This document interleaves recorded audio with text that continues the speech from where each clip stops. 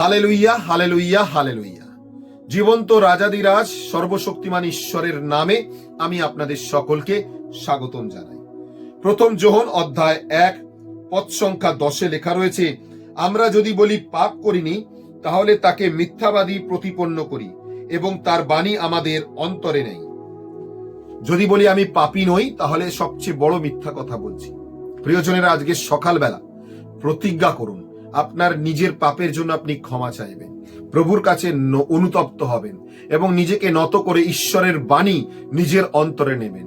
পাপ স্বীকারের মাধ্যমে তার কাছে ফেরত আসার ঐশ্য অনুগ্রহ লাভ করবেন। আজ সকালবেলা যদি এই বাক্য আপনার কাছে আসছে, প্রভু আপনাকে স্বাগতম জানাচ্ছেন, যেন আপনি ঈশ্বরের বাণী শুনে মন পরিবর্তন করে তার কাছে ফেরত আসতে পারেন। আসুন সকলে যুক্ত হই। ঈশ্বরের কৃপা, অনুগ্রহ, দয়া আমাদের জীবনে নেমে আসুক। অজস্র ধন্যবাদ।